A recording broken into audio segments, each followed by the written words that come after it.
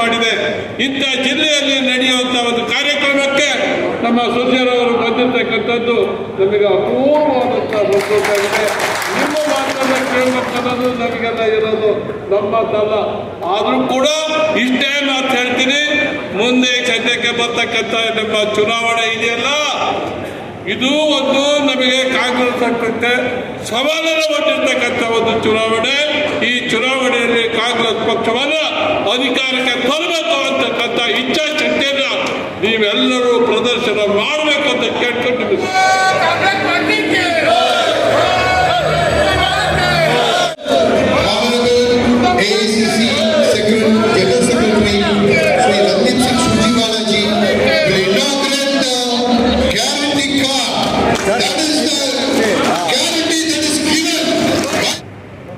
जिला कांग्रेस कमेटी की ये बैठक काफी देर से शुरू हुई, इसके लिए मैं क्षमा चाहूंगा. ಬಹಳ ಸಮಯದ ಹಿಂದೆನೇ ಈ ಸಭೆ ಪ್ರಾರಂಭವಾಗಿದೆ, ತಡವಾಗಿ ಬಂದಿರೋದಕ್ಕೆ ಕ್ಷಮವನ್ನು ಕೇಳುತ್ತೇನೆ. आज पूरे HAL एयरपोर्ट के एयर स्ट्रिप के साथ में जो सारा इलाका है उसमें सुबह सुबह किसी कारण से आग लग गई और 2 घंटे तक उन्होंने हमें आने की इजाजत नहीं दी. आपको इंतजार करना पड़ा, मैं क्षमा प्रार्थी हूँ. ನಾನು ಏರ್ಪೋರ್ಟ್ ಇಂದ ಬರುವ ಸಮಯದಲ್ಲಿ ಅನಾಹುತ ಒಂದು ಫೈರಿನ ದುರ್ಘಟನೆ ಆಯಿತು. 2 ಗಂಟೆ ಅವರು ಯಾವುದೇ ವಾಹನ ಚಾಲನೆ ಮಾಡಕ್ಕೆ ಬಿಡಲಿಲ್ಲ. ಹಾಗಾಗಿ ನಾನು ತಡವಾಗಿ ಬಂದಿದ್ದೇನೆ, ಕ್ಷಮೆಯನ್ನು ಕೇಳುತ್ತೇನೆ. दोस्तों साथियों, हम सब आज एक नए कर्नाटक और देश के लिए एक नया इतिहास लिखने के लिए यहाँ इकट्ठे हुए हैं. ಬಂಧುಗಳೇ, ನಾವೆಲ್ಲರೂ ಇವತ್ತು ರಾಜ್ಯ ಮತ್ತು ದೇಶದಲ್ಲಿ ಹೊಸ ಚರಿತ್ರೆಯನ್ನು ಬರೋಕೆ ಶುರು ಮಾಡಿದ್ದೇವೆ. कांग्रेस की ये गारंटी जो आज लग रहा है कि कांग्रेस लागू करेगी, ये सच मानिए कि इस ब्रांड कर्नाटक को बहुत जल्द पूरे देश की हर सरकार को लागू करना पड़ेगा. ಇವತ್ತು ಏನು ನಾವು ಈ ಗ್ಯಾರಂಟಿ ಕಾರ್ಡ್ ಅನ್ನ ಉದ್ಘಾಟನೆ ಮಾಡಲಿದ್ದೇವೆ, ನಿಮ್ಮ ರಾಜ್ಯದಲ್ಲಿ ಮಾಡಿರ್ತಕ್ಕಂಥ ಈ ಕಾರ್ಯಕ್ರಮವನ್ನು ದೇಶದಲ್ಲಿ ಇದನ್ನು ಹಮ್ಮಿಕೊಳ್ಳಲಾಗುವುದು ಅಂತ ಹೇಳಕ್ಕೆ ಇಷ್ಟಪಡ್ತಾ ಇದ್ದೇನೆ. मैं कांग्रेस की इन गारंटियों की तो आपसे चर्चा करूंगा, पर उससे पहले देश के जो राजनीतिक सूरत हाल हैं उस पर थोड़ी सी और प्रदेश के सूरत हाल पर आपसे बात करूंगा. ನಾನು ರಾಜ್ಯದಲ್ಲಿ ಇರತಕ್ಕಂಥ ವಾತಾವರಣದ ಬಗ್ಗೆನೂ ಕೂಡ ಸಂಕ್ಷಿಪ್ತವಾಗಿ ತಮ್ಮನ್ನು ಉದ್ದೇಶಿಸಿ ಮಾತಾಡಬೇಕು ಅಂತ ಇಷ್ಟಪಡ್ತಾ ಇದ್ದೇನೆ. दुर्भाग्य से आज कर्नाटक में एक ऐसी सरकार है जिसके बारे में आप कश्मीर से कन्याकुमारी तक किसी से पूछिए तो बोलेंगे कर्नाटक में 40% कमीशन की सरकार है. ದುರದೃಷ್ಟದಿಂದ ಇವತ್ತು ರಾಜ್ಯದಲ್ಲಿ ಇರತಕ್ಕಂಥ ಸರ್ಕಾರ ಕಾಶ್ಮೀರದ ಕನ್ಯಾಕುಮಾರಿ ಅಂತ ಹೆಸರಾಗಿರ್ತಕ್ಕಂಥ ಸರ್ಕಾರ ಅಂದ್ರೆ ಭ್ರಷ್ಟ 40% ಸರ್ಕಾರ ಎಂದು ನಮಗೆಲ್ಲರೂ ಗೊತ್ತಿರ್ತಕ್ಕಂಥದ್ದು. बसवराज बोम्मई जी के बारे में पूरे देश में किसी से पूछिए वो कौन है, तो छोटा सा बच्चा भी बोलेगा ये पे सीएम है. ರಾಜ್ಯದಲ್ಲಿ ಯಾರಿಗಾದ್ರೂ ಸಣ್ಣ ಮಗುಗೂ ಕೂಡ ಬಸವರಾಜ ಬೊಮ್ಮಾಯಿ ಯಾರು ಅಂತ ಹೇಳಿದ್ರೆ ಅವ್ರನ್ನ ಎಲ್ಲರಿಗೂ ಗೊತ್ತಿರೋ ಹಾಗೆ ಪೇ ಸಿಎಂ ಅಂತಾನು ಕೂಡ ಹೇಳ್ತಾರೆ. बीजेपी की सरकार 40% कमीशन सरकार है, ये केवल कांग्रेस ने नहीं कहा. ಬಿಜೆಪಿ ಸರ್ಕಾರ 40% ಸರ್ಕಾರ ಅಂತ ಕೇವಲ ಕಾಂಗ್ರೆಸ್ ಪಕ್ಷದವರು ಮಾತ್ರ ಹೇಳ್ತಾ ಇಲ್ಲ. कर्नाटक की कॉन्ट्रैक्टर एसोसिएशन जो 50,000 कॉन्ट्रैक्टर्स हैं उनकी तरफ से कॉन्ट्रैक्टर एसोसिएशन के अध्यक्ष केम्पन्ना जी ने चिट्ठी लिखी और चिट्ठी लिखकर कहा कि बीजेपी की सरकार वो येदियुरप्पा जी हो या बोम्मई जी हो, कोई भी 40% रिश्वत लिए बगैर कोई काम नहीं करता. ಈ ವಿಷಯವನ್ನು ಕರ್ನಾಟಕ ರಾಜ್ಯದಲ್ಲಿ ಕಾಂಟ್ರಾಕ್ಟ್ ಅಸೋಸಿಯೇಷನ್ ಅಧ್ಯಕ್ಷರು ಯಡಿಯೂರಪ್ಪ ಮತ್ತು ಬೊಮ್ಮಾಯಿ ಅವರು ಇಬ್ಬರೂ ಕೂಡ 40% ಕಮಿಷನಿನ ಸರ್ಕಾರ ಅಂತ ಪತ್ರವನ್ನು ಬರೆದಿರ್ತಕ್ಕಂಥದ್ದು ನಿಮಗೆಲ್ಲ ಗೊತ್ತಿರ್ತಕ್ಕಂಥ ವಿಷಯ. उस बात को 6 महीने बीत गए.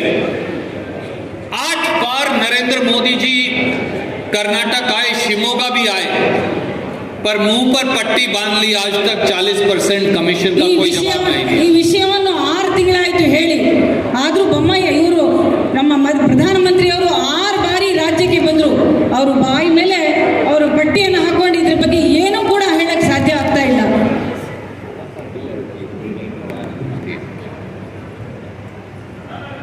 40% कमीशन के बारे में कांग्रेस ने नहीं कहा।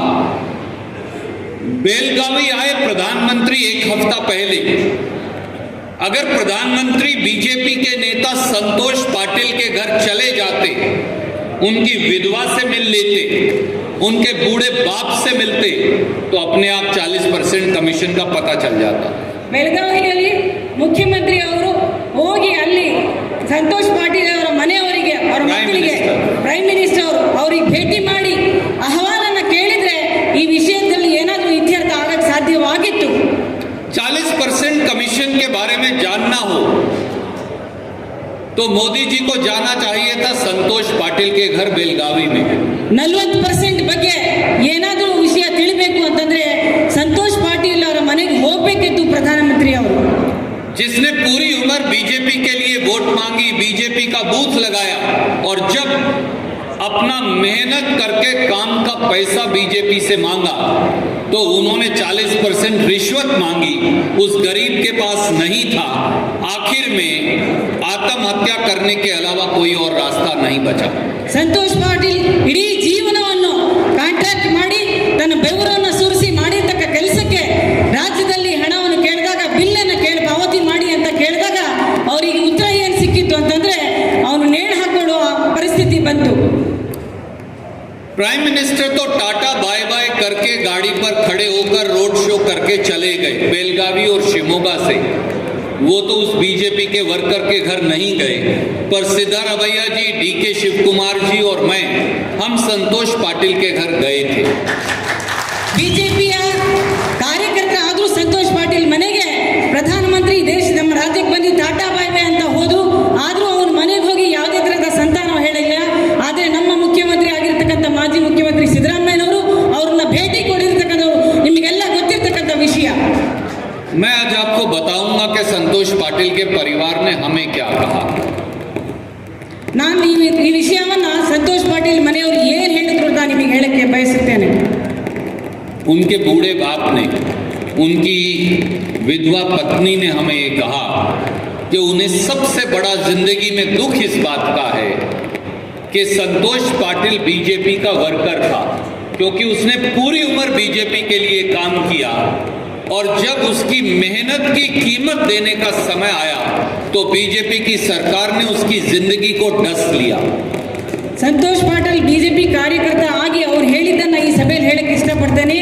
ಇಡೀ ಜೀವನವನ್ನು ಪಕ್ಷಕ್ಕೋಸ್ಕರನೋ ಮುಡುಪಾಗಿಟ್ಟು ಕೆಲಸವನ್ನು ಮಾಡಿದ್ದೀನಿ, ಆದರೆ ಅವ್ರ ತಂದೆ, ವಯಸ್ಸಾದ ತಂದೆ, ಅವರ ಪತ್ನಿ ಹೇಳಿರ್ತಕ್ಕಂಥವ್ರು ನಮಗೆ ಬಹಳಷ್ಟು ದುಃಖವನ್ನು ಕೊಟ್ಟು ನಮಗೆ ಮೋಸವನ್ನು ಮಾಡಿರ್ತಕ್ಕಂಥ ಪಕ್ಷ ಅಂದರೆ ಈ ಬಿಜೆಪಿ ಪಕ್ಷ।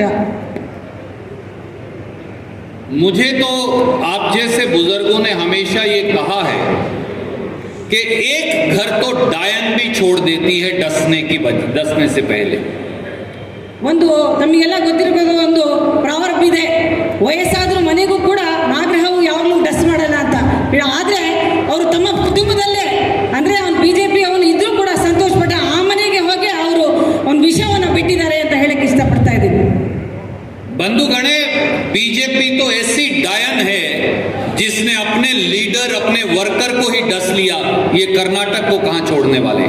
ಬಂಧುಗಳೇ, ಬಿಜೆಪಿ ಎಂತ ಡಾಯಿನ್, ನಾಗರಹಾವ ಅಂತಂದ್ರೆ ತಮ್ಮ ಕುಟುಂಬದವ್ರನ್ನೇ ಹೊಡಿಯಕ್ಕೆ ಹೊರಟಿರ್ತಕ್ಕಂಥವ್ರು, ನಿಮಗೆಲ್ಲ ಹೇಳಕ್ಕೆ ಇಷ್ಟಪಡ್ತಾ ಇದ್ದೇನೆ।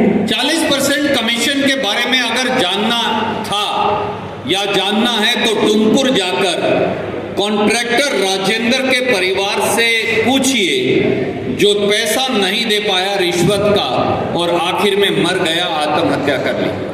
ಏನಾದರೂ 40% ಕಮಿಷನ್ ಬಗ್ಗೆ ತಾವು ಏನಾದರೂ ಗುರ್ತು ಮಾಡ್ಕೋಬೇಕು। रूरल जाकर टीएन प्रसाद कॉन्ट्रैक्टर के परिवार से पूछिए, जिसका 90 लाख रुपया बीजेपी के लोगों ने लूट लिया और आखिर में उसने पिस्तौल अपनी कनपट्टी पर लगाई और आत्महत्या कर ली। ಬೆಂಗಳೂರು ಗ್ರಾಮೀಣ ಪ್ರದೇಶದಲ್ಲಿರ್ತಕ್ಕಂಥ ಒಬ್ಬ ಕಾಂಟ್ರಾಕ್ಟ್ ಅನ್ನ ಅವನಿಗೆ ಹೇಳಿದ್ರೆ ಅವ್ರು ಹೇಳ್ತಾನೆ, ಅವನು ಖರ್ಚು ಮಾಡಿರ್ತಕ್ಕಂಥ 90 ಕೋಟಿ ಹಣವನ್ನು ಸಿಕ್ಕದಲೆ ಅವನು ತನ್ನ ಗನ್ನನ್ನ ಇಟ್ಕೊಂಡು ತನ್ನನ್ನೇ ಸಾಯಿಸಿಕೊಂಡಿದ್ದಾರೆ। ಇಂಥ ಒಂದು ಪ್ರದರ್ಶನ ಈ ಪಕ್ಷದಲ್ಲಿ ನೋಡಬಹುದು ನಾವು। बसवराज बोम्मई जी और मोदी जी तो उनके घर नहीं गए, पर शिव कुमार जी, सिद्धारमैया जी और मैं टीएन प्रसाद के घर गए, उनकी विधवा से मिले, उनके बूढ़े पिता से मिले। ಇವರೆಲ್ಲರ ಕುಟುಂಬಕ್ಕೆ ಬಸವರಾಜ ಬೊಮ್ಮಾಯಿ ಅಂತೂ ಹೋಗಕ್ಕೆ ಸಾಧ್ಯವಾಗಲಿಲ್ಲ. ಡಿ ಕೆ ಶಿವಕುಮಾರ್ ಅವರು, ಮುಖ್ಯಮಂತ್ರಿ ಆಗಿರ್ತಕ್ಕಂಥ ನಮ್ಮ ಸಿದ್ದರಾಮಯ್ಯನವರು ಮತ್ತು ಸುರ್ಜೇವಾಲಾ ಸರ್ ಅವ್ರ ಕುಟುಂಬಕ್ಕೆ ಹೋಗಿ ಸಾಂತ್ವನ ಹೇಳಿರ್ತಕ್ಕಂಥದ್ದು ಅಂತ ಹೇಳ್ಬಿಟ್ಟು ಹೇಳಕ್ಕೆ ಇಷ್ಟಪಡ್ತಾ ಇದ್ದೇನೆ. दोस्तों, साथियों, टीएन प्रसाद की 37 साल की विधवा हमारी बहन है। जब हमने उससे बात की तो उसकी आंखों से आंसू ज्यादा गिरते हैं, वो बोलती कम है। 35 ವರ್ಷದ ವಿಧವೆ ತಾನು ಹೇಳೋದು ಕಡಿಮೆ ಆದರೂ ಕೂಡ ತನ್ನ ಕಣ್ಣಲ್ಲಿ ನೀರಿಗಿಂತ ರಕ್ತವನ್ನು ಬರ್ತಾ ಇದೆ, ಅದನ್ನು ಕಣ್ಣಾರೆ ಕಂಡಿದ್ದೇವೆ. क्योंकि उसे मालूम नहीं, पढ़ी लिखी है, नौकरी करती है, पर उसे मालूम नहीं कि अब बाकी की जिंदगी कैसे कटेगी। ಏಕೆಂದ್ರೆ ಅವಳಿಗೆ ಗೊತ್ತಿಲ್ಲ, ಅವಳು ವಿದ್ಯಾವಂತಳಾಗಿದ್ದಾಳೆ, ಮುಂದೆ ಏನ್ ಮಾಡಬೇಕು ಅಂತ ಅವಳಿಗೆ ತೋರಿಸ್ತಾ ಇಲ್ಲ. ಹಾಗಾಗಿ ಅವಳು ಕಣ್ಣು ನೀರು ಸುರಿಸ್ತಾ ಇದ್ದಾಳೆ. टीएन प्रसाद के 75 साल के पिता हैं, वो कुर्सी पर बैठे थे, उनके हाथ पांव शरीर कांपता ज्यादा था, वो बात कम कर पाते थे। 75 ವರ್ಷದ ಅವರ ತಂದೆ ಅವರಿಗೆ ಮಾತಾಡಕ್ಕಾಗ್ತಾ ಇಲ್ಲ, ಅವರು ಆದ್ರೂ ಕೈ ಕಾಲು ನಡ್ತಾ ಇದ್ದಿದ್ದನ್ನ ನಾವು ಕಣ್ಣಾರೆ ನೋಡಿದ್ದೇವೆ. क्योंकि वो 75 साल का बूढ़ा आदमी अब एक जिंदा लाश है। ಅದು 75 ವರ್ಷದ ಮನುಷ್ಯ ಈಗಾಗಲೇ ಅವನು ಸತ್ತಿರೋ ಹಾಗೆ ಕಾಣಿಸ್ತಾ ಇದ್ದಾನೆ. उसे नहीं मालूम, बेटा चला गया, बीजेपी ने खा लिया, अब वो जिंदगी जी के जिए या मर जाए। ಅವ್ರಿಗೆ ಒಂದೂ ತೋರಿಸ್ತಾ ಇಲ್ಲ, ಬಿಜೆಪಿ ಅವರು ಅವನನ್ನ ತಿಂದುಬಿಟ್ಟಿದ್ದಾರೆ, ನನ್ನ ಮಗನನ್ನು ಕಳ್ಕೊಂಡಿದ್ದಾನೆ, ಮುಂದಿನ ಜೀವನ ಹೇಗಾಗಬೇಕು ಅಂತ ಅವನ್ನ ಅದನ್ನೇ ತೋರಿಸ್ತಾ ಇದೆ ಅವನಿಗೆ. टीएन प्रसाद की एक 14 साल की बेटी है जो 10वीं क्लास में पढ़ती है, 10th क्लास। ಬಿ ಎನ್ ಪ್ರಸಾದಿನ 10 ವರ್ಷದ ಒಬ್ಬ ಮಗಳು ಕೂಡ ಇದ್ದಾಳೆ. वो बोल नहीं पाती थी, ಅವಳು ಮಾತಾಡಕ್ಕೂ ಕೂಡ ಬರಲ್ಲ. इसलिए नहीं कि उसके मुंह में जबान नहीं है, इसलिए कि वो अपनी माँ से बार बार ये पूछती है कि वो पापा या अब्बा किसको कहे।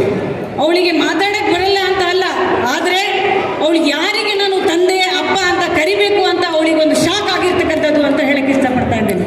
येदुरप्पा जी, बसवराज बोम्मई जी, आज इस बैठक से हम आपको कहते हैं, बीजेपी को कितना पैसा चाहिए, कितने पैसे में आपकी पार्टी की हवस मिटेगी, हम वो सारा पैसा आपको लाकर दे देंगे। आप संतोष पाटिल को, टीएन प्रसाद को, राजेंद्र को, उनकी विधवा को, उनके बूढ़े बाप को वापस दे दीजिए, हम सब पैसा आपको दे देंगे। ಯಡಿಯೂರಪ್ಪ ಅವರೇ, ಎಸ್ ಆರ್ ಬೊಮ್ಮಾಯಿ ಅವರೇ, ಈ ಸಭೆಯ ಮೂಲಕ ತಮ್ಮನ್ನ ಪ್ರಶ್ನೆನೇ ಹಾಕ್ತಾ ಇದ್ದೇನೆ. ಇವರೆಲ್ಲರಿಗೆ ಏನು ಅನ್ಯಾಯ ಆಗಿದೆ, ಅವರಿಗೆಲ್ಲ ದುಡ್ಡು ಕೊಡಬೇಕು ಅಂತಂದ್ರೆ ನಿಮಗೆ ಎಷ್ಟು ದುಡ್ಡು ಕೊಟ್ರೆ ನಿಮ್ಮ ಹಸುವು ಆಗತ್ತೆ, ಕಡಿಮೆ ಆಗತ್ತೆ ಅಂತ, ದುಡ್ಡಿನ ಹಸುವು ಕಡಿಮೆ ಆಗತ್ತೆ ಅಂತ ಕೇಳಕ್ಕೆ ಬಯಸುತ್ತೇನೆ. 40% कमीशन के बारे में हमने नहीं कहा अकेले, ये कहा 40,000 प्राइवेट स्कूल्स की एसोसिएशन है, रूपसा, उन्होंने प्राइम मिनिस्टर को चिट्ठी लिखी और चिट्ठी लिखकर कहा कि स्कूल की कोई ग्रांट भी बगैर 40%, 40% रिश्वत दिए बगैर नहीं मिलती। ಈ 40% ಕಮಿಷನ್ ಬಗ್ಗೆ ಕೇವಲ ನಾವೆಲ್ಲ ಹೇಳಿರ್ತಕ್ಕಂಥದ್ದು. ರಾಜ್ಯದಲ್ಲಿ ಖಾಸಗಿ ಶಾಲೆಯ ಒಕ್ಕೂಟ ರೂಟ್ಸಾ ಅಂತ ಏನಿದೆ, ಆ ಅಧ್ಯಾಪಕರು ಎಲ್ಲರೂ ಕೂಡ ಸೇರಿ ನಮಗೆ ಯಾವುದೇ ತರಹದ ಗ್ರಾಂಟ್ ಬರ್ತಾ ಇಲ್ಲ, 40% ಕೊಡ್ದಲೆ ಅಂತ ಹೇಳ್ಬಿಟ್ಟು ಅವರು ಹೇಳಿರ್ತಕ್ಕಂಥದ್ದು. ये कॉन्ट्रैक्ट और टेंडर का पैसा खाते, ये प्राइवेट स्कूल की ग्रांट का पैसा खाते, पर अब ये मठों को दी जाने वाली ग्रांट का पैसा भी खाते हैं। ಇವರು ಕಾಂಟ್ರಾಕ್ಟಿಗೆ ಕೊಡಬೇಕಾಗಿರ್ತಕ್ಕಂಥ ಹಣನೂ ಕೂಡ ನುಂಗ್ತಾ ಇದ್ದಾರೆ, ಖಾಸಗಿ ಶಾಲೆಗೆ ಗ್ರಾಂಟ್ ಅನ್ನು ಕೇಳಿ ಕೊಡಬೇಕು ಅದನ್ನು ಕೂಡ ನುಂಗ್ತಾ ಇದ್ದಾರೆ, ಈಗ ಮಠಕ್ಕೆ ಕೊಡಬೇಕಾಗಿರ್ತಕ್ಕಂಥ ಹಣನೂ ಕೂಡ ನುಂಗ್ತಾ ಇದ್ದಾರೆ. ये मैं नहीं कह रहा, गडक के स्वामी दिग्लेश्वर स्वामी जी टेलीविजन के सामने आए, पत्रकार साथियों ने लिखा और उन्होंने कहा कि बीजेपी कहती है स्वामी जी, अगर आपको मठ के लिए, धर्म के लिए पैसा ग्रांट चाहिए सरकार से, तो आपको रिश्वत में 10% डिस्काउंट मिलेगा, 30% कमीशन आपको भी देना पड़ेगा। ಇದನ್ನ ನಾನು ಹೇಳ್ತಾ ಗದಗ ಮಠದ ಸ್ವಾಮೀಜಿ ಅವರು ಪ್ರೆಸ್ ಮೇಲೆ ಪತ್ರಕರ್ತರ ಎದುರುಗಡೆನೆ ಬಂದು ಹೇಳಿದ್ರು, ನಿಮಗೆ ಏನಾದರೂ ಗ್ರಾಂಟ್ ಬೇಕು ಅಂತಂದ್ರೆ ನಮಗೆ 10% ಕಮಿಷನ್ ಅನ್ನು ಕೊಡಿ, ನಿಮಗೆ ಬೇಕಾದಷ್ಟು ಗ್ರಾಂಟ್ ಅನ್ನು ಕೊಡ್ತೀವಿ ಅಂತ. ಇದಕ್ಕಿಂತ ನಾಚಿಕೆಗೆಟ್ಟ ಸರ್ಕಾರನೇ ಅಲ್ಲ.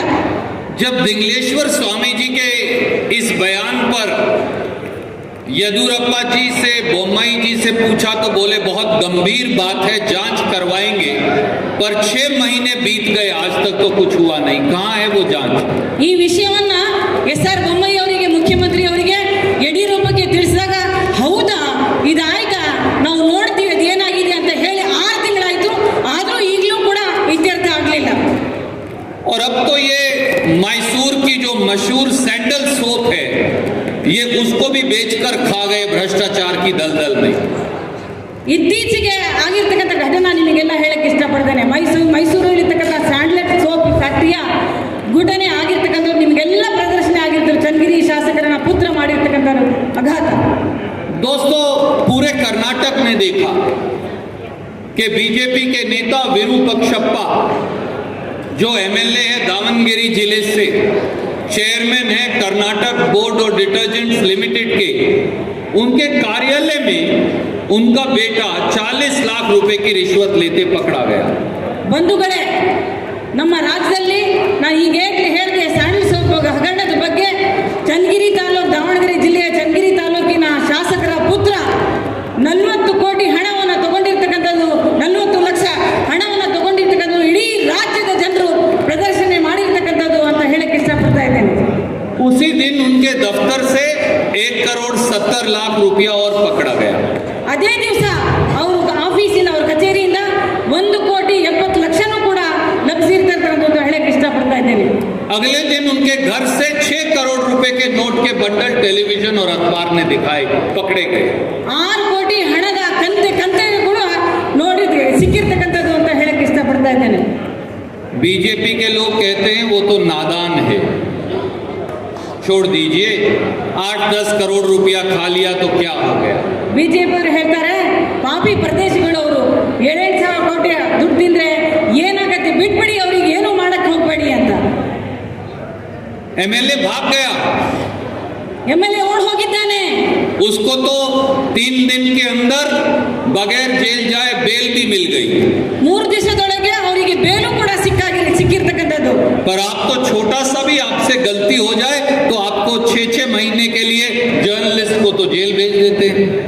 ಆದರೆ ಇವತ್ತು ನಿಮಗೆ ಸಾಮಾನ್ಯ ವರ್ಗದವರಿಗೆ, ಪತ್ರಕರ್ತರ ಮಾಧ್ಯಮದವರಿಗೆ ಸಣ್ಣ, ಅತಿ ಸಣ್ಣ ತಪ್ಪು ಆದರೂ ಕೂಡ 6 ತಿಂಗಳ ತನಕ ಜೈಲ್ ಆಗಿರ್ತಕ್ಕಂಥದ್ದು ಅಂತ ನಿಮಗೆಲ್ಲ ಗೊತ್ತಿರ್ತಕ್ಕಂಥ ವಿಷಯ.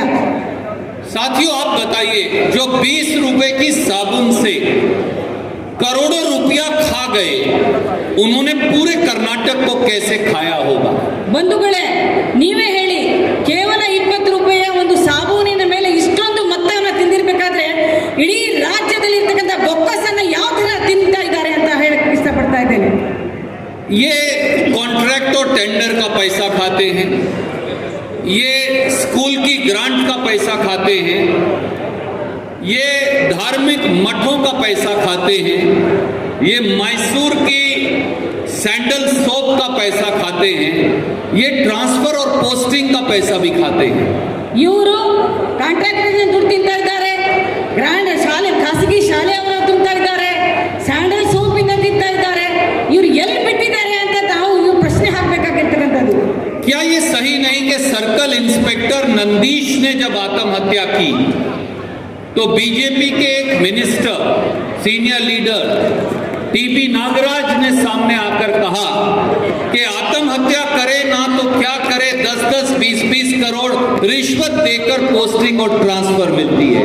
ನಿಮಗೆಲ್ಲ ಗೊತ್ತಿರ್ತಕ್ಕಂಥ ವಿಷಯ, ಸರ್ಕಲ್ ಇನ್ಸ್ಪೆಕ್ಟರ್ ಆತ್ಮಹತ್ಯೆ ಮಾಡಿದಾಗ ಅವನಿಗೆ ಯಾವ ತರ ಒಂದು ಕಿರುಕುಳ ಆಯಿತು. ನಮ್ಮ PV ಶ್ರೀನಿವಾಸನು ಇದನ್ನ ಮಾಧ್ಯಮದ ಮೂಲಕ ಹೇಳಿದ್ರು. ಏನ್ ಮಾಡ್ತಾರೆ ಅವರು ಸಾಯಿಸದಲೆ 10, 15, 20 ಕೋಟಿ ಒಂದು ವರ್ಗಾವಣೆ ಕೇಳಿದ್ರೆ ಮನುಷ್ಯ ಸತ್ತು ಹೋಗ್ತಾನೆ, ಮತ್ತೆ ಇನ್ನೇನ್ ಮಾಡಕ್ ಸಾಧ್ಯ? अब ये आपके बच्चों के भविष्य को बेचकर भी पैसा खाते हैं। ಈಗ ಮಕ್ಕಳ ಭವಿಷ್ಯವನ್ನು ಕೂಡ ಮಾರಿ ಅವರು ದುಡ್ಡು ತಿಂತಾ ಇದ್ದಾರೆ. क्या ये सही नहीं कि कर्नाटक में बीजेपी ने पुलिस सब इंस्पेक्टर की पोस्ट 80 लाख में बेच दी? ಇದು ನಿಮಗೆಲ್ಲ ಗೊತ್ತಿರ್ತಕ್ಕಂಥ ವಿಷಯ ಅಲ್ವಾ? ಪೊಲೀಸ್ ಕಮಿಷನರ್ ಆಗಬೇಕು ಅಂದ್ರೆ 80 ಲಕ್ಷ ದುಡ್ಡು ತಗೊಂಡು ಮಾಡಿರ್ತಕ್ಕಂಥದ್ದು ನಿಮಗೆಲ್ಲ ಗೊತ್ತಿರ್ತಕ್ಕಂಥ ವಿಷಯ ಅಲ್ಲವೇ? क्या ये सही नहीं कि पूरे हिंदुस्तान में अकेला कर्नाटक ऐसा स्टेट है जहां एडीजीपी पीएसआई स्कैम में जेल में बंद है आज भी? ಇದು ಇಡೀ ದೇಶದಲ್ಲಿ ಕರ್ನಾಟಕದ ಒಂದು ಹೆಸರಾಗಿರ್ತಕ್ಕಂಥ ರಾಜ್ಯ ಅಂತಂದ್ರೆ ಇವತ್ತು ಜೈಲಲ್ಲಿ ಎಸಿಪಿ ಡಿಸಿ ಅವರು ಎಲ್ಲರೂ ಕೂಡ ಜೈಲಲ್ಲಿ ಇರ್ತಕ್ಕಂಥದ್ದು ಅಂತ ನಿಮಗೆಲ್ಲ ತಿಳಿದಿರ್ತಕ್ಕಂಥ ವಿಷಯ. तो पैसा क्या केवल पुलिस तक गया था? जो सफेद पोश हैं सरकार में बैठे उनका कोई रोल नहीं था? ಅವ್ರು ಜೈಲಿಗೆ ಹೋಗಿರ್ತಕ್ಕಂಥವ್ರು ಆಫೀಸರ್ಸ್ಗೆ ಇಷ್ಟು ದುಡ್ಡು ಹೋಗಿದೆ ಅಂತಾನೆ ನಾನು ಪ್ರಶ್ನೆ ಮಾಡ್ತಾ ಇದ್ದೀನಿ. ಇವರು ರಾಜಕಾರಣಿಗಳಿಗೆ ಈ ದುಡ್ಡು ಹೋಗಿಲ್ವೇ? उस समय होम मिनिस्टर कौन था? उस समय चीफ मिनिस्टर कौन था? ಆ ಸಮಯದಲ್ಲಿ ಮುಖ್ಯಮಂತ್ರಿ ಯಾರು? ಗೃಹ ಮಂತ್ರಿ ಅವರು ಯಾರು? होम मिनिस्टर थे बसवराज बोम्मई और चीफ मिनिस्टर थे येदियुरप्पा जी। तो येदियुरप्पा जी की जांच कौन करेगा? बसवराज बोम्मई की जांच कौन करेगा? ज्ञानेंद्र की जांच कौन करेगा? ಆ ಸಮಯದಲ್ಲಿ ಬಸವರಾಜ ಬೊಮ್ಮಾಯಿ ಅವರು ಹೋಮ್ ಮಿನಿಸ್ಟರ್ ಆಗಿದ್ರು, ಯಡಿಯೂರಪ್ಪನವರು ಮುಖ್ಯಮಂತ್ರಿ ಆಗಿದ್ರು. ಈ ಭ್ರಷ್ಟಾಚಾರ ನಡೆದಿರ್ತಕ್ಕಂಥವ್ರು ಅವ್ರ ಮೇಲೆ ಯಾರು ಎನ್ಕ್ವೈರಿ ಮಾಡ್ತಾರೆ? ಅವ್ರ ಮೇಲೆ ಮಾಡ್ಬೇಕಾ, ಇವ್ರ ಮೇಲೆ ಮಾಡ್ಬೇಕಾ ಅಂತ ಪ್ರಶ್ನೆ ಆಗಿರ್ತಕ್ಕಂಥದ್ದು. और ईश्वरप्पा जी की तो जांच कोई करेगा ही नहीं, ಈಶ್ವರಪ್ಪನ್ ಯಾರು ಪ್ರಶ್ನೆನೇ ಮಾಡಲ್ಲ. क्योंकि बीजेपी के भ्रष्टाचार की जो पानी की बाल्टी है वो ऐसी है, उसमें पैसा अंदर जाता है और सफेद कुर्ता बाहर आता है. ಏಕೆಂದ್ರೆ ಬಿಜೆಪಿಯ ಭ್ರಷ್ಟ ಸರ್ಕಾರ ಯಾವ್ದಾದ್ರೆ ಒಂದು ಬಕೆಟ್ ಅಲ್ಲಿ ನೀರು ತುಂಬ ಹಾಕಿದ್ಮೇಲೆ ಒಂದು ಏನಾದ್ರು ಹಾಕಿದ ತಕ್ಷಣ ನೀರು ಮೇಲೆ ಬರುತ್ತಲ್ಲ, ಆ ಥರ ಭ್ರಷ್ಟಾಚಾರವನ್ನ ತುಂಬಿ ತೊಡಗ್ತಾ ಇದೆ ಅಂತ ಹೇಳಕ್ಕೆ ಬಯಸುತ್ತೇನೆ. क्या ये सही नहीं कि बीजेपी ने असिस्टेंट प्रोफेसर की पोस्ट जो आपके नौजवानों के लिए थी उसे बेच दिया? ಅಸಿಸ್ಟೆಂಟ್ ಪ್ರೊಫೆಸರ್ ಅವರ ನೇಮಕಾತಿಯಲ್ಲೂ ಭ್ರಷ್ಟಾಚಾರ ನಡೆದಿರ್ತಕ್ಕಂಥ ನಿಮಗೆಲ್ಲ ಗೊತ್ತಿರ್ತಕ್ಕಂಥ ಅಲ್ಲವೇ? क्या ये सही नहीं कि बीजेपी ने असिस्टेंट इंजीनियर और जूनियर इंजीनियर की पोस्ट बेच दी? ಅಸಿಸ್ಟೆಂಟ್ ಇಂಜಿನಿಯರ್ ಮತ್ತೆ ಜೂನಿಯರ್ ಇಂಜಿನಿಯರ್ಗೂ ಕೂಡ ನೇಮಕಾತಿಯಲ್ಲಿ ದುಡ್ಡನ್ನ, ಇದೆಲ್ಲ ಸರಿನಾ? क्या ये सही नहीं कि बीजेपी सरकार ने डिस्ट्रिक्ट रजिस्ट्रार की पोस्ट बेच दी? ಡಿಸ್ಟ್ರಿಕ್ಟ್ ರಿಜಿಸ್ಟ್ರಾರ್ ನೋಂದಣಾಧಿಕಾರಿ ಏನಾಗ್ತಾರೆ ಅವ್ರನ್ನೂ ಕೂಡ ಮಾರಾಟ ಮಾಡಿರ್ತಕ್ಕಂಥದ್ದು ಅಂತ ಹೇಳಕ್ಕೆ ಇಷ್ಟಪಡ್ತಾ ಇದ್ದೇನೆ. क्या ये सही नहीं कि बीजेपी ने डिस्ट्रिक्ट कोऑपरेटिव बैंक की पोस्टें बेच दी? ಡಿಸ್ಟ್ರಿಕ್ಟ್ ಕೋಆಪರೇಟಿವ್ ಸಹಕಾರಿ ಸಂಸ್ಥೆಯಲ್ಲೂ ಕೂಡ ಇದನ್ನ ಅವರು ಮಾರಿರ್ತಕ್ಕಂಥದ್ದು ಅಂತ ಹೇಳಕ್ಕೆ ಇಷ್ಟಪಡ್ತಾ ಇದ್ದೇನೆ. क्या ये सही नहीं कि अब इन्होंने एक हफ्ता पहले सफाई कर्मचारी, उन्हें बोलते हैं पौर्णिकार, हमारे भाई बहन जो है, उनकी पोस्ट भी बेच दी पौर्णिकार ಒಂದು ವಾರದ ಹಿಂದೆ ಈ ಕರ್ಮಚಾರಿ ಅವರು ಏನಿರ್ತಾರೆ ಆ ಪೋಸ್ಟ್ ಕೂಡ ಮಾರಿರ್ತಕ್ಕಂಥದ್ದು. ಇಂಥ ಕೆಟ್ಟ ಸರ್ಕಾರ ಇದೆ ಈ ರಾಜ್ಯದಲ್ಲಿ. और पिछले हफ्ते हमारे जो जर्नलिस्ट साथी हैं इन्होंने लिखा कर्नाटका मिल्क फेडरेशन में 200 पोस्ट निकली हैं. बच्चों ने इन्हें बताया कि 60 लाख रुपया उसके लिए रिश्वत मांगी जा रही है. ನಮ್ಮ ಮಾಧ್ಯಮ ಮಿತ್ರದವರು ಅವರು ಹೇಳಿರ್ತಕ್ಕಂಥ ವಿಷಯ ಇದು ಸುಳ್ಳಲ್ಲ, ಇದು ಸತ್ಯ ವಿಷಯ. ಕರ್ನಾಟಕ ಮಿಲ್ಕ್ ಫೆಡರೇಷನ್ ಅಲ್ಲಿ 200 ಪೋಸ್ಟ್ ಅನ್ನ ಖಾಲಿ ಇರ್ತಕ್ಕಂಥದ್ದು. ನಮ್ಮ ಮಕ್ಕಳು ಏನು ಇಂಟರ್ವ್ಯೂಗೆ ಹೋಗಿದ್ದಾರೆ, 40 ಲಕ್ಷ ದುಡ್ಡು ಕೊಡಬೇಕು ಅಂತ ಅವರು ಕೂಡ ಹೇಳಿರ್ತಕ್ಕಂಥ, ಇದು ಪತ್ರಕರ್ತರ ಮಾಧ್ಯಮದವರು ಹೇಳಿರ್ತಕ್ಕಂಥದ್ದು. ये कॉन्ट्रैक्ट बेच देते हैं, ये स्कूल की ग्रांट बेचते हैं, ये ट्रांसफर और पोस्टिंग बेचते हैं, ये मठों की ग्रांट में रिश्वत खाते हैं, ये नौकरियां बेचते हैं. मैं केवल आपको ये कहता हूं दोस्तों साथियों, ये लड़ाई अब कांग्रेस बीजेपी की नहीं, बचा लीजिए कर्नाटक को, वरना ये कर्नाटक को भी पूरे को बेच डालेंगे. ಕರ್ನಾಟಕ ರಾಜ್ಯದಲ್ಲಿ ಇರ್ತಕ್ಕಂಥ ಈ ಬಿಜೆಪಿ ಸರ್ಕಾರ ಕಾಂಟ್ರಾಕ್ಟ್ ಅನ್ನ ಮಾಡ್ತಾ ಇದ್ದಾರೆ, ಖಾಸಗಿ ಸಂಸ್ಥೆಗಳ ಗ್ರಾಂಟ್ ಅನ್ನು ಮಾಡ್ತಾ ಇದ್ದಾರೆ, ಮಠಗಳ ಗ್ರಾಂಟ್ ಅನ್ನು ಮಾಡ್ತಾ ಇದ್ದಾರೆ, ಎಲ್ಲ ಸಂಸ್ಥೆಯಲ್ಲಿ ಇರ್ತಕ್ಕಂಥ ಖಾಲಿ ಹುದ್ದೆಗಳನ್ನು ಮಾಡ್ತಾ ಇದ್ದಾರೆ. ಬಂಧುಗಳೇ, ಈ ರಾಜ್ಯವನ್ನ ಉಳಿಸ್ಕೊಳ್ಳಿ ಅಂತ ಹೇಳ್ಬಿಟ್ಟು ನಾನು ಇದು ಕೇವಲ ಕಾಂಗ್ರೆಸ್ ಪಕ್ಷ ಅಲ್ಲ, ಈ ರಾಜ್ಯದ ಪ್ರತಿಯೊಬ್ಬರು ಕೂಡ ತಮ್ಮ ರಾಜ್ಯವನ್ನು ಉಳಿಸ್ಕೊಳ್ಳ್ರಿ ಅಂತ ಪ್ರಾರ್ಥನೆಯನ್ನು ಮಾಡುತ್ತೇನೆ. और अब एक नए किस्म की हिंसा की राजनीति की शुरुआत इन्होंने कर दी. ಈಗ ಮತ್ತೆ ಒಂದು ಹಿಂಸಾಚಾರದ ಒಂದು ದಾಖಲೆಯನ್ನ ಶುರು ಮಾಡಿದ್ದಾರೆ. आपने देखा होगा 1 हफ्ता 2 हफ्ता पहले अश्वत्थ नारायण जो बीजेपी के मिनिस्टर हैं, उन्होंने मंडिया में एक पब्लिक मीटिंग में कहा कि सिद्धारमैया जी का कत्ल कर दो. ಒಂದು ವಾರದ 10 ದಿವಸದ ಹಿಂದೆ ನಿಮಗೆಲ್ಲ ತಿಳಿದಿರ್ತಕ್ಕಂಥ ವಿಷಯ, ಮಂತ್ರಿ ಆಗಿರ್ತಕ್ಕಂಥ ಅಶ್ವತ್ಥ ನಾರಾಯಣ ಅವರು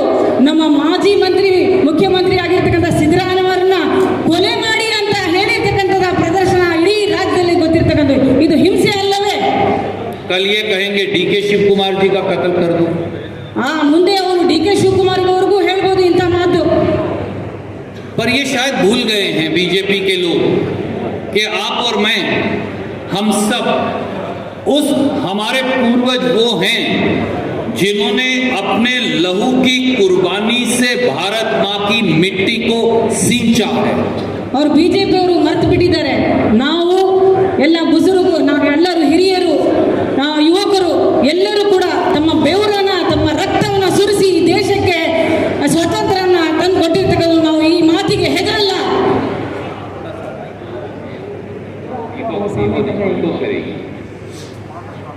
याद करिए साथियों, इन्हीं अश्वत्थ नारायण जी की विचारधारा के लोगों ने हिंसा की राजनीति के चलते महात्मा गांधी के सीने में गोडसे ने 4 गोलियां मारी थी।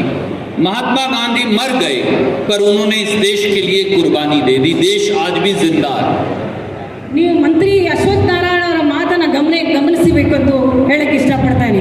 ಮಹಾತ್ಮ ಗಾಂಧೀಜಿ ಅವರಿಗೆ 6 ಗುಂಡನ್ನ ತನ್ನ ಎದೆಗೆ ಕೊಟ್ಟು ಅವರಿಗೆ ಸಾಯಿಸಿರ್ತಕ್ಕಂಥದ್ದು. ಆದ್ರೆ ಈ ದೇಶನ ಉಳಿದಿರ್ತಕ್ಕಂಥದ್ದು ನಿಮಗೆಲ್ಲ ಗೊತ್ತಿರ್ತಕ್ಕಂಥ ವಿಷಯ. हिंसा की इसी राजनीति ने तो हमारी सबसे प्यारी प्रधानमंत्री इंदिरा गांधी जी के सीने में 50 गोलियां मारी। उनके लहू से पूरी धरती लाल हो गई। इंदिरा जी कुर्बान हो गई देश के लिए, पर देश तो आज भी जिंदा है। ಈ ಹಿಂಸೆಯ ಉದ್ದೇಶದಿಂದ ನಿಮಗೆಲ್ಲ ಗೊತ್ತಿರ್ತಕ್ಕಂಥ ದೇಶದ ಉಕ್ಕಿನ ಮಹಿಳೆ ಶ್ರೀಮತಿ ಇಂದಿರಾ ಗಾಂಧಿ ಅವರಿಗೂ ಕೂಡ 50 ಗುಂಡನ್ನು ಹಾರಿಸಿ ಅವರಿಗೆ ಕೊಂದಿರ್ತಕ್ಕಂಥದ್ದು, ತಮ್ಮ ರಕ್ತವನ್ನು ಕೊಟ್ಟು ಈ ದೇಶವನ್ನ ನಮ್ಮ ರಕ್ತದಿಂದ ಉಳಿಸಿರ್ತಕ್ಕಂಥದ್ದು ನಿಮಗೆಲ್ಲ ಗೊತ್ತಿರ್ತಕ್ಕಂಥ ವಿಷಯ.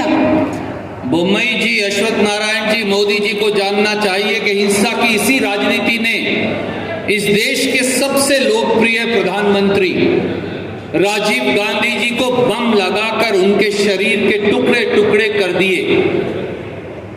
मौत आई, उनके पांव छुए, उनको बम से उड़ा दिया।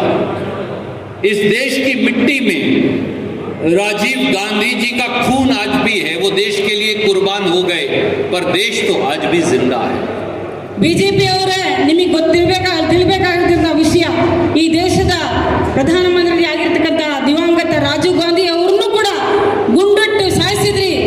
ಅವರು ನೆಲದ ಮೇಲೆ ಬಿದ್ದು ತಮ್ಮ ರಕ್ತವನ್ನ ಬಿಟ್ಟು ಈ ದೇಶಕ್ಕೆ ಉಳಿಸಬೇಕು ಅಂತ ಹೇಳ್ಬಿಟ್ಟು ಏನೋ ನಿರ್ಧಾರವನ್ನು ತಗೊಂಡಿರ್ತಕ್ಕಂಥವ್ರು ಇವತ್ತುವರೆಗೂ ಈ ಗಳಿಗೆವರೆಗೂ ದೇಶವನ್ನು ಕಾಪಾಡ್ಕೊಂಡು ಬಂದಿರ್ತಕ್ಕಂಥ ನಮ್ಮ ಪಕ್ಷ. अश्वत्थ नारायण बोम्मई जी, आप सिद्धारमैया जी को मारना चाहते हैं ना? आप ही की हिंसा की इस राजनीति ने पंजाब के कांग्रेस के मुख्यमंत्री सरदार बेन सिंह को बम से उड़ा दिया। उनके शरीर के 1000 टुकड़े हो गए, हमें उनके शरीर का हिस्सा भी नहीं मिला। पर पंजाब भी आज देश का हिस्सा है और देश भी आज भी जिंदा है उनकी कुर्बानी के बाद। ಅಶ್ವತ್ಥ ನಾರಾಯಣ ಅವರೇ, ನೀವು ಸಿದ್ದರಾಮಯ್ಯನವ್ರನ್ನ, ಡಿ ಕೆ ಶಿವಕುಮಾರವನ್ನ ನಮ್ಮ ಹಿಂಸೆಗೆ ಗುರಿ ಮಾಡಬೇಕು ಅಂತ ಹೇಳಿದ್ರೆ ಪಂಜಾಬಿನ ಮುಖ್ಯಮಂತ್ರಿ ಬೇನ್ ಸಿಂಗ್ ಅವ್ರಿಗೂ ಕೂಡ ಹೊಂದಿದ್ದೀರಾ ತಾವು. ಅವರು ಚಿತ್ರ 40 ತುಕಡೆಯನ್ನು ಆಗಿದ್ರು ಕೂಡ ನಮಗೆ ಒಂದು ಕೂಡ ತುಕಡೆಯನ್ನು ಸಿಗಲಿಲ್ಲ. ಆದ್ರೆ ಪಂಜಾಬ್ ಈ ದೇಶದ ಭಾಗ್ಯವಾಗಿ ಉಳಿದಿದೆ ಅಂತ ನಾನು ಹೇಳಕ್ಕೆ ಇಷ್ಟಪಡ್ತಾ ಇದ್ದೇನೆ. हिंसा की इसी राजनीति ने मध्य प्रदेश के कांग्रेस के मुख्यमंत्री विद्याचरण शुक्ला जी के सीने में शायद 100 गोलियां मारी। वो देश पर कुर्बान हो गए पर देश तो आज भी जिंदा है। कांग्रेस आज भी आपके सामने खड़ी है। ಹಿಂಸಾಚಾರದ ಒಂದು ರಾಜಕೀಯ ಏನಿದೆ, ಬೇನ್ ಸಿಂಗ್ ಅವರಿಗೂ ಕೂಡ 100 ಗುಂಡನ್ನ ಕೊಟ್ಟಿದ್ರು ಕೂಡ ಅವರು ಸತ್ತು ಹೋದ್ರು. ಆದ್ರೆ ಈ ದೇಶ ಇವತ್ತುವರೆಗೂ ಇಲ್ಲಿವರೆಗೂ ಅದೇ ತರ ಉಳಿದಿದೆ, ಏನು ನಷ್ಟ ಆಗಿಲ್ಲ ಅಂತ ಹೇಳಕ್ಕೂ ಕೂಡ ಇಷ್ಟಪಡ್ತಾ ಇದ್ದೇನೆ. हिंसा की इसी राजनीति ने कांग्रेस के केंद्रीय मंत्री एसटी समाज के सबसे बड़े, शेड्यूल्ड ट्राइब समाज के सबसे बड़े नेता महेंद्र कर्मा को सीने में 200 गोलियां मारी। गरीबों की आवाज उठाने वाला वो व्यक्ति मर गया, देश पर कुर्बान हो गया। पर आज भी छत्तीसगढ़ और देश आज भी जिंदा है। ಮಹೇಂದ್ರ ಕರ್ಮಾ ಅವರು ಮಾಜಿ ಸಚಿವರು, ಅವ್ರನ್ನೂ ಕೂಡ ಬಿಜೆಪಿ ಅವರು 100 ಗುಂಡನ್ನ ಇಟ್ಟು ಸಾಯಿಸಿರ್ತಕ್ಕಂಥದ್ದು ಛತ್ತೀಸ್ಗಢಲ್ಲಿ.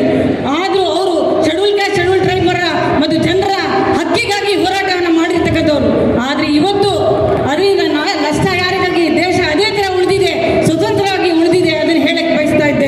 हिंसा की इसी राजनीति ने नंद कुमार पटेल जो बैकवर्ड क्लास के सबसे बड़े नेता थे, कांग्रेस के अध्यक्ष थे, उनको शायद 300 से ज्यादा गोलियां मारी। उनका शरीर पहचान में नहीं आता था, इतनी गोलियां उनके शरीर के अंदर थी। वो देश पर कुर्बान हो गए, पर कांग्रेस भी जिंदा है और देश भी आज जिंदा है। ನಂದ್ ಕುಮಾರ್ ಪಟೇಲ್ ಅವರಿಗೂ ಕೂಡ ಗುಂಡನ್ನ ಇಟ್ಟು ಸಾಯಿಸಿದ್ರಿ. ಅವ್ರ ಮೈ ಎಲ್ಲ ಚಿತ್ರ ಆಗಿ ಒಂದು ಪೀಸನ್ನು ಕೂಡ ಸಿಗ್ಲಿಲ್ಲ. ಅವರು ಹಿಂದುಳಿದ ವರ್ಗದ ನಾಯಕರಾಗಿದ್ರು. ಅವರಿಂದ ಇಲ್ಲಿವರೆಗೂ ಇನ್ನೂ ನಮ್ಮ ದೇಶ ಉಳಿದಿದೆ.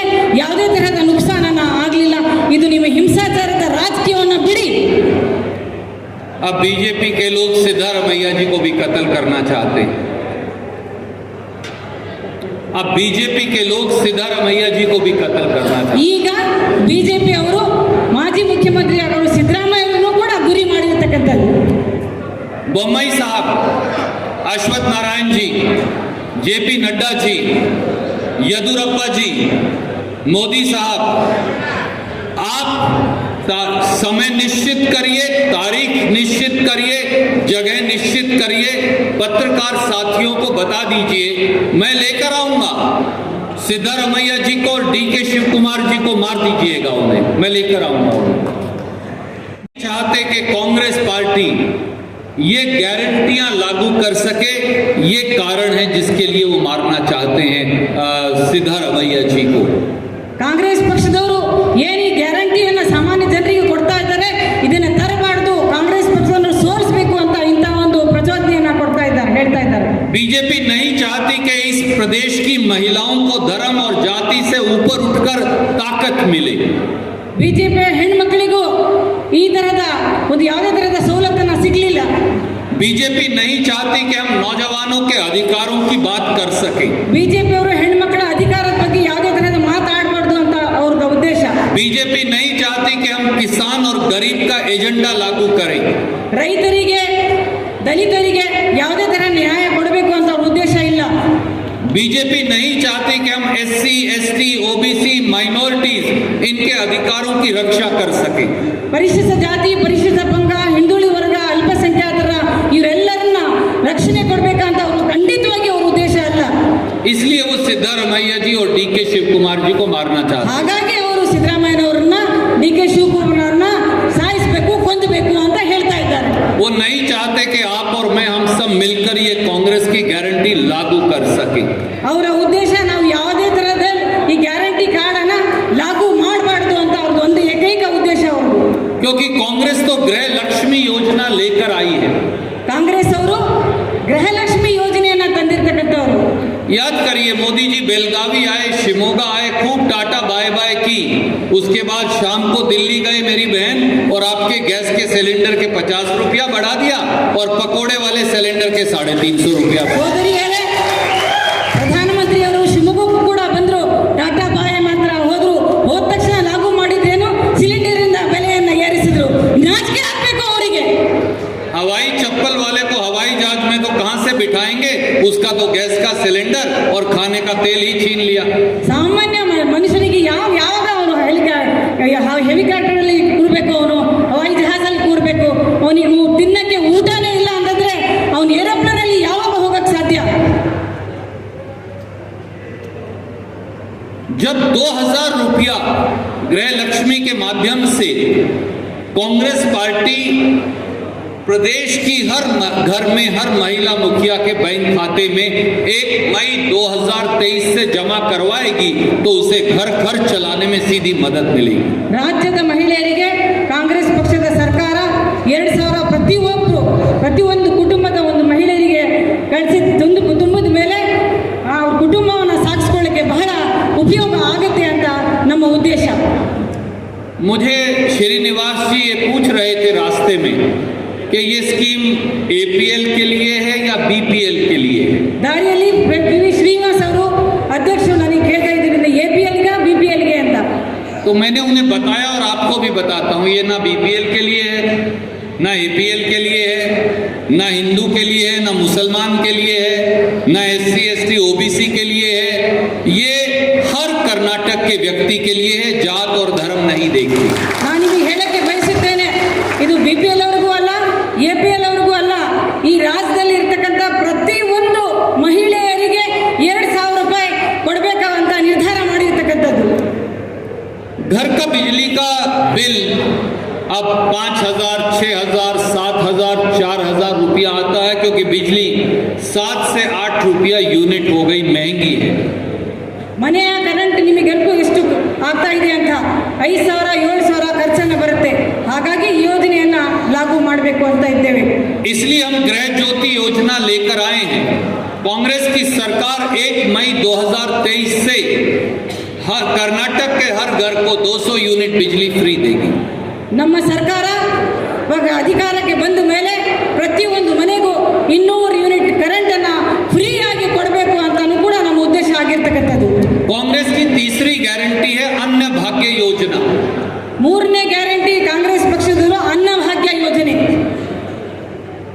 हमारे जो बीपीएल परिवारों के भाई हैं, जिनकी संख्या लगभग 4 करोड़ है हर व्यक्ति की, हम हर परिवार को हर महीने हर व्यक्ति को 10 किलो चावल फ्री देंगे। ನಮ್ಮ ರಾಜ್ಯದಲ್ಲಿ BPL ಕಾರ್ಡ್ ಅವರು 4 ಕೋಟಿ ಜನ ಇದ್ದಾರೆ. ಕಾಂಗ್ರೆಸ್ ಪಕ್ಷ ಅಧಿಕಾರ ಬಂದ ಮೇಲೆ ಪ್ರತಿಯೊಂದು ಕುಟುಂಬಕ್ಕೆ 10 kg ಪುಕ್ಷಾಟೆಯಾಗಿ ನಾವು ಅಕ್ಕಿಯನ್ನು ಕೊಡಬೇಕು ಅಂತ ಒಂದು ಗ್ಯಾರಂಟಿ ಕಾರ್ಡ್ ಅಲ್ಲಿ ಪ್ರದರ್ಶನ ಮಾಡಿರ್ತಕ್ಕಂಥದ್ದು.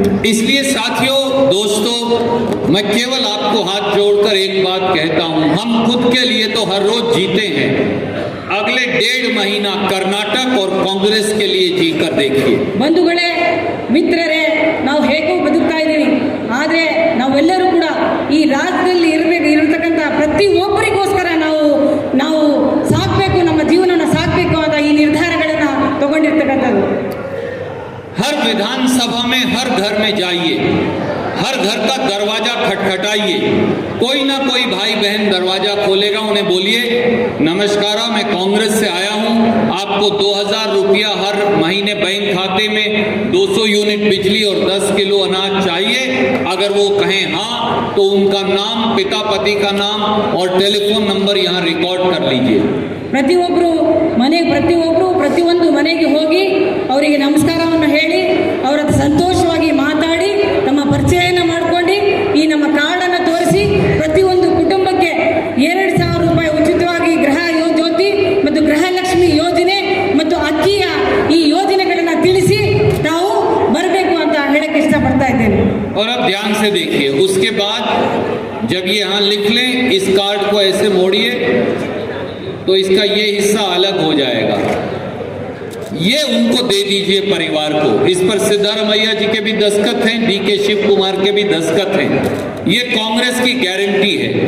1 मई 2023 से जिसके पास ये कार्ड होगा उसे 2,000 रुपया, 200 यूनिट बिजली और 10 किलो अनाज फ्री मिलेगा।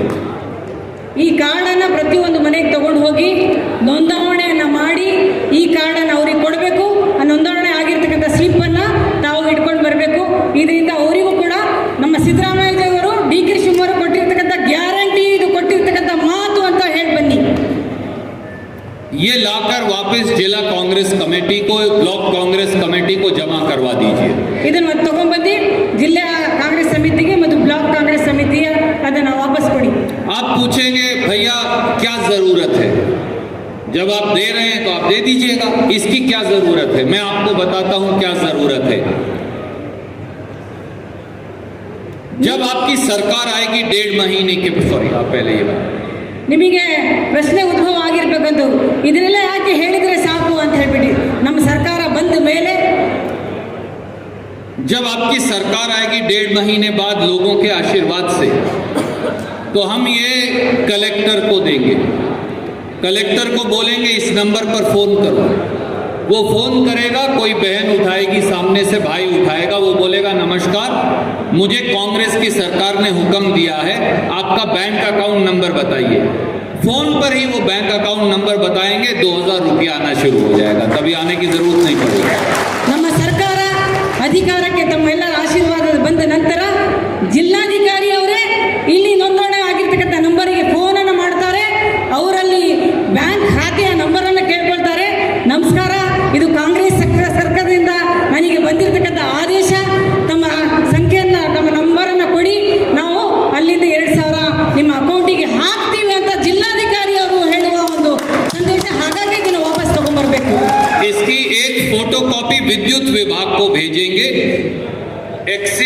एसटीओ इलेक्ट्रिसिटी यहाँ फोन करेगा, बोलेगा आपका मीटर नंबर बताइए, उस मीटर नंबर के अकाउंट पर 200 यूनिट बिजली फ्री हो जाएगी। ಇದು ಒಂದು ವಿದ್ಯುತ್ ಶಕ್ತಿ ಏನು 200 ಯೂನಿಟ್ ಅಂತ ಹೇಳ್ತೀವಿ, ಆ ಡಿಪಾರ್ಟ್ಮೆಂಟ್ಗೂ ಕೂಡ ಇದನ್ನ ನೋಂದಣಿಯನ್ನು ಕಳಿಸ್ತಾರೆ. ಅವರು ಕೂಡ ಫೋನ್ ಮಾಡಿ ನಿಮ್ಮ ಯೂನಿಟ್ ಏನು, ನಿಮ್ಮ ಮೀಟರ್ ನಂಬರ್ ಏನು ಅಂತ ಕೇಳ್ತಾರೆ. ಅದನ್ನ ಇದರಲ್ಲೂ ಇರುತ್ತೆ. ಫೋನ್ ಬಂದ ತಕ್ಷಣ ಸಂತೋಷವಾಗಿ ಮಹಿಳೆಯರು ಅಲ್ಲಿ ಮನೆಯಲ್ಲಿ ಇರ್ತಕ್ಕಂಥವ್ರು ಹೇಳಬೇಕು, ನೇರವಾಗಿ ತಮ್ಮ ಖಾತೆಗೆ ಆ 200 ಯೂನಿಟಿನ ಹಣನೂ ಕೂಡ ಜಮಾ ಆಗ್ತಾ ಇರ್ತಕ್ಕಂಥದ್ದು. इसकी एक कॉपी फूड और सिविल सप्लाईज विभाग को भेजेंगे, फोटो कॉपी। वो फोन करेंगे, जो बीपीएल के हमारे भाई हैं वो राशन कार्ड का नंबर दे देंगे, उनको मुफ्त गेहूं मिलनी शुरू हो जाएगी, आने की जरूरत ही नहीं पड़ेगी। ಈ ಪ್ರತಿಯೊಂದು ಆಹಾರ ಮತ್ತು ಸಗಟ ಇಲಾಖೆಗೂ ಕೂಡ ಇದನ್ನ ಪ್ರತಿಯೊಂದು ಕಳಿಸ್ತೀವಿ. ಬಿಪಿಎಲ್ ಕಾರ್ಡ್ ಹೋಲ್ಡರ್ಗೆ ಯಾವುದೇ ತರಹದ ಸಂಕೋಚ ಇಲ್ಲದೆ 10 ಕೆಜಿ ಅವ್ರ ಮನೆಗೆ ಅಕ್ಕಿಯನ್ನ ಬರುತ್ತೆ ಅಂತ ಹೇಳಕ್ಕೆ ಇಷ್ಟಪಡ್ತೀನಿ. हम ये चाहते हैं कि ये फैसला कांग्रेस के लोग करें। जब सरकार आएगी फिर तो एसडीओ आएगा, फिर कलेक्टर आएगा, फिर हो सकता है वो कहे महिला कांग्रेस कौन है, यूथ कांग्रेस एनएसयूआई कौन है, मैं सरकार हूं, मैं फैसला करूंगा। वो नहीं करेंगे। हम चाहते हैं फैसला NSUI, youth Congress, SC ST OBC block president, DCC president ये करेंगे, इसलिए ये कार्ड की जरूरत है। ಇದು ಕೇವಲ ಸರ್ಕಾರಿ ನೌಕರು ಮಾಡ್ತಾ ಇರ್ತಕ್ಕಂಥ ಕೆಲಸ ಅಲ್ಲ. ನಾವು ಇದನ್ನು ಯಾಕೆ ನಿಮಗೆ ಹೇಳ್ತಾ ಇದ್ದೀವಿ ಅಂದ್ರೆ, ಸರ್ಕಾರ ಬಂದ ನಂತರ ನಮ್ಮಲ್ಲಿ ಇರ್ತಕ್ಕಂಥ ಮುಂಚೂಣಿ ಘಟಕದ ಅಧ್ಯಕ್ಷಗಳು, ಮಹಿಳಾ ಕಾರ್ಯಕರ್ತರು, ಬ್ಲಾಕ್ ಅಧ್ಯಕ್ಷರು ಅವರು ತಾವೇ ಅಧಿಕಾರಿಯ ಅಂತ ತಿಳ್ಕೋಬೇಕು. ತಾವು ಏನು ಹೇಳ್ತೀರಿ ಅದನ್ನೇ ಕಾನೂನು ಅಂತ ಮೂಲಕ ಈ ಕಾರ್ಯಕ್ರಮವನ್ನ ತಮ್ಮ ಇಲಾಖೆ ತಮ್ಮ ಅಕೌಂಟ್ಗೆ ಬರುತ್ತೆ ಅಂತ ಹೇಳಕ್ಕೆ ಇಷ್ಟಪಡ್ತಾ ಇದ್ದೇನೆ. और आज मैं एक महत्वपूर्ण बात कहना चाहता हूँ। ಇನ್ನೊಂದು ಮಹತ್ವವಾದ ವಿಷಯವನ್ನು ಹೇಳಕ್ಕೆ ಇಷ್ಟಪಡ್ತಾ ಇದ್ದೇನೆ. पत्रकार साथियों से अनुरोध करूंगा वो जरूर नोट करें और लिखें। ಮಾಧ್ಯಮ ಮಿತ್ರರು ದಯವಿಟ್ಟು ಇದನ್ನು ಗಮನಿಸಬೇಕು, ಇದನ್ನ ಎಲ್ಲರಿಗೂ ತಿಳಿಸಬೇಕು. कर्नाटक की कांग्रेस सरकार की कैबिनेट की पहली बैठक में 2000 रुपया 200 यूनिट और 10 किलो अनाज पर दस्तखत होंगे, फिर कोई फैसला सरकार लेगी। पहला फैसला ಸರ್ಕಾರದ ಮೊದಲನೇ ಕ್ಯಾಬಿನೆಟ್ ಮೀಟಿಂಗ್ ಅಲ್ಲಿ ಈಗೇನು ನಾವು ಗ್ಯಾರಂಟಿ ಕಾರ್ಡ್ ಮೂಲಕ ಏನು ನಾವು ಆಶ್ವಾಸನೆಯನ್ನು ಕೊಡ್ತೀವಿ ಅದನ್ನ ಅವತ್ತೇ ಜಾರಿಗೆ ತರಲಾಗುವುದು ಅಂತ ತಾವು ತಿಳಿಸಿರಿ. और कल 11 तारीख से सिद्धारमैया जी, शिव कुमार जी और कांग्रेस का हर लीडर गांव-गांव जाकर ये कार्ड भरेगा। कल से ನಾಳೆಯಿಂದಾನೇ ಪ್ರತಿಯೊಬ್ಬರು ಮುಖ್ಯಮಂತ್ರಿ ಆಗಿರ್ತಕ್ಕಂಥ ಮಾನ್ಯ ಮುಖ್ಯಮಂತ್ರಿ ಮಾಜಿ ಮುಖ್ಯಮಂತ್ರಿ ಸಿದ್ದರಾಮಯ್ಯ ಅವರು, ಡಿ ಕೆ ಶಿವಕುಮಾರ್, ಎಲ್ಲ ಸದಸ್ಯರು ತಾವೆಲ್ಲರೂ ಕೂಡ ಪ್ರತಿಯೊಂದು ಮನೆಗೆ ಹೋಗಿ ಇದನ್ನ ತಿಳಿಸಬೇಕಾಗಿರ್ತಕ್ಕಂಥದ್ದು. मैं आप सबको भी कहता हूं, कल ये सारे सीनियर लीडर्स जो बैठे हैं, चाहे मैं कागौड़ थिम्मप्पा साहब से अनुरोध करूंगा, आप वैसे भी शुभ हैं हमारे लिए, तो इसलिए चाहे 2 घर में जाएं, पर आप जाकर शुरुआत करके आएं और मेरे सब साथी भी जाएं। ವೇದಿಕೆ ಮೇಲೆ ಉಪಸ್ಥಿತರು ಎಲ್ಲರನ್ನ ನಾನು ಹೇಳಕ್ಕೆ ಇಷ್ಟಪಡ್ತಾ ಇದ್ದೇನೆ. ಹಿರಿಯರಾಗಿರ್ತಕ್ಕಂಥ ಮುತ್ಸದ್ದಿ ಕಾಗೋಡು ತಿಮ್ಮಪ್ಪನವರು 2 ಮನೆಗೆ ಯಾವುದಾದ್ರೂ 2 ಮನೆಗೆ ಇದನ್ನ ಗ್ಯಾರಂಟಿ ಕಾರ್ಡ್ ಅನ್ನು ಕೊಟ್ಟು ಉದ್ಘಾಟನೆಯನ್ನು ಮಾಡಬೇಕು. ನಾನು ಕೂಡ ನಿಮ್ಮ ಜೊತೆಗೆ ಬರ್ತೇನೆ. और अंत में ये कहूंगा, आपसे हो सकता है जर्नलिस्ट साथी पूछें, हो सकता है बीजेपी का कोई साथी पूछे कि भैया ये पैसा कहां से आएगा। हम मोदी तो है नहीं जो वो शिवमोगा आएंगे, दूर से इन्हें टाटा कर जाएंगे, कभी इनके सवाल का जवाब देंगे नहीं। हमें तो इनके सवाल का जवाब देना पड़ेगा, ये हमारे भाई हैं। ಪತ್ರಿಕಾ ಮಾಧ್ಯಮದವರಿಗೆ ಆಶ್ಚರ್ಯನೂ ಕೂಡ ಆಗಿರಬೇಕು ಅಂತ ಭಾವಿಸ್ತೇನೆ. ಇಷ್ಟೊಂದು ಹಣ, ಇಷ್ಟೊಂದು ಆಶ್ವಾಸನೆ ಕೊಡ್ತಾ ಇದ್ದಾರೆ, ಎಲ್ಲಿಂದ ಬರುತ್ತೆ ಅಂತ. ಯಾಕಂದ್ರೆ ನಾವು ಬಿಜೆಪಿಯವರು ಅಂತ ಅಲ್ಲ, ಬಿಜೆಪಿಯವರು 40% ದುಡ್ಡು ಹೊಡೆದಿರ್ತಕ್ಕಂಥದ್ದು, ಆ ಹಣನೂ ಇಲ್ಲ. ಯಾವ ತರ ಇವ್ರು ಕೊಡ್ತಾರೆ ಅಂತ ನಮಗೂ ಕೂಡ ಪ್ರಶ್ನೆಯನ್ನು ಉದ್ಭವ ಆಗಿರಬಹುದು ಅಂತ ಹೇಳಕ್ಕೆ ಇಷ್ಟಪಡ್ತಾ ಇದ್ದೇನೆ. जवाब बड़ा सीधा है, ಬಹಳ ಸರಳವಾದ ಉತ್ತರ ಕೊಡ್ತೇನೆ. कर्नाटक का बजट 3,10,000 करोड़ रुपया है। ಕರ್ನಾಟಕದ ಬಹುಶಃ 3,10 ಕೋಟಿ ರೂಪಾಯಿ ಅಂತ ನಿಮಗೆಲ್ಲ ಹೇಳಕ್ಕೆ ಇಷ್ಟಪಡ್ತಾ ಇದ್ದೇನೆ. बीजेपी के लोग 40% कमीशन में खा जाते हैं, ಬಿಜೆಪಿಯವರು 40% ಕಮಿಷನ್ ತಿರ್ತಾ ಇದ್ದಾರೆ. तो कितना पैसा बना? 1,22,000 करोड़। 1,20,20,000 ಇದನ್ನ ಅಲ್ಲೇ ಹಾಕ್ಬಿಡ್ತು. तो ये सारी स्कीम स्कीम तो 25-26 बहुत करो तो 30,000 करोड़ में पूरी हो जाएंगी, तो 82,000 करोड़ तो फिर भी बच जाने वाला है जो बीजेपी खा रही है उसमें से। ಈ ಎಲ್ಲಾ ಯೋಜನೆಗಳನ್ನು ಸೇರಿ ಕೇವಲ 25ರಿಂದ 30 ಕೋಟಿ ಆಗ್ಬೋದು. ಅವ್ರು ತಿರ್ತಾ ಇರ್ತಕ್ಕಂಥ ಮೊತ್ತ ನೋಡಿದ್ರೆ ಇದಕ್ಕೆ ಏನೂ ಇಲ್ಲ. ಹಾಗಾಗಿ ನಮ್ಮ ಯೋಜನೆ ಇದು ಆಗಿರ್ತಕ್ಕಂಥದ್ದು. हम ये सुनिश्चित करेंगे कि कांग्रेस की सरकार में कोई एमएलए हो, एमपी हो, मिनिस्टर हो, कोई हराम का एक पैसा अगर किसी ने लिया, हम उसे कांग्रेस से निकाल कर बाहर खड़ा कर देंगे। ನಾವು ಇವತ್ತು ತೀರ್ಮಾನ ಮಾಡ್ತೇವೆ, ಯಾವುದೇ ಎಂಎಲ್ಎ ಇರಲಿ, ಯಾವುದೇ ಮಂತ್ರಿ ಇರಲಿ, ಭ್ರಷ್ಟಾಚಾರದ ಮೂಲಕ ಏನಾದರೂ ದುಡ್ಡು ತಗೊಂಡ್ರೆ ಅವತ್ತೇ ಅವರ ಮೇಲೆ ಕ್ರಮವನ್ನು ಜರುಗಿಸಲಾಗುವುದು.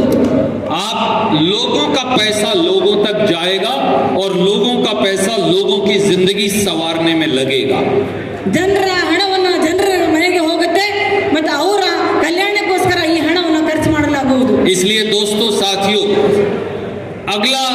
अगले 10 दिन में हर घर में जाकर ये गारंटी कार्ड देकर आइए। ಬಂಧುಗಳೇ, ಹಾಗಾಗಿ ಮುಂದಿನ 10 ದಿವಸಗಳಲ್ಲಿ ಈ ಗ್ಯಾರಂಟಿ ಕಾರ್ಡ್ ಪ್ರತಿಯೊಂದು ಮನೆಗೆ ದಯವಿಟ್ಟು ಮುಟ್ಟಿಸಿರಿ ಅಂತ ಹೇಳಕ್ಕೆ. आइए मिलकर कर्नाटक के लोगों की जिंदगी बदलने में एक छोटा सा हिस्सा बन जाए। ಬನ್ನಿ, ಕರ್ನಾಟಕ ರಾಜ್ಯದಲ್ಲಿ ಎಲ್ಲರ ಜನರ ಒಂದು ಕಲ್ಯಾಣವನ್ನು ಮಾಡಕ್ಕೆ ನಾವೆಲ್ಲರೂ ಕೂಡ ಕೈ ಜೋಡಿಸೋಣ. किसान के, गरीब के, महिला के, नौजवान के, उनकी जिंदगी और बेहतर बनाएं। ರೈತರಿಗೆ, ಮಹಿಳೆಯರಿಗೆ, ಬಡವರಿಗೆ ಎಲ್ಲರ ಒಂದು ಜೀವನವನ್ನು ಉತ್ತಮಗೊಳಿಸೋಣ. एक नया कर्नाटक का निर्माण करें ಹೊಸ ಕರ್ನಾಟಕವನ್ನು ನಿರ್ಮಾಣ ಮಾಡೋಣ. और ब्रांड कर्नाटक मॉडल जो ये है, एक दिन पूरे देश और दुनिया में सबको लागू करना पड़े, उन पूरी देश और दुनिया को मजबूर कर दें। ಈ ಕರ್ನಾಟಕದಲ್ಲಿ ನಾವೇನು ಜಾರಿ ಮಾಡ್ತಾ ಇದ್ದೀವಿ, ಈ ಮಾಡೆಲ್ನ ಪ್ರತಿ ರಾಜ್ಯದಲ್ಲಿ, ದೇಶದ ಪ್ರತಿಯೊಂದು ರಾಜ್ಯದಲ್ಲೂ ಕೂಡ लागू ಆಗಬೇಕು ಅಂತ ನಮ್ಮ ಆಸೆ. हमारा मॉडल सिंपल है, लोगों का पैसा लोगों तक। ನಮ್ಮ ಸರಳವಾದ ತಂತ್ರ, ಜನರ ಹಣ ಜನರಿಗೆ. भ्रष्टाचार खत्म, सेवा शुरू। ಭ್ರಷ್ಟಾಚಾರ ನಿರ್ಮೂಲ ಮಾಡೋದು ಮತ್ತು ಅವರಿಗೆ ಸೇವೆಯನ್ನ ಮಾಡುವುದು. तो इसलिए मैं आपको केवल आखिर में एक ही अपील करता हूं, एक भी घर बच ना जाए, हर घर तक कांग्रेस का साथी जाए, हर घर तक हम पहुंच जाएं और हर घर को हमारे इस मिशन के अंदर जोड़ दें। ಹಾಗಾಗಿ ತಮ್ಮೆಲ್ಲರಿಗೂ ನಾನು ವಿನಂತಿಯನ್ನು ಮಾಡಿಕೊಳ್ತಾ ಇದ್ದೇನೆ, ಒಂದು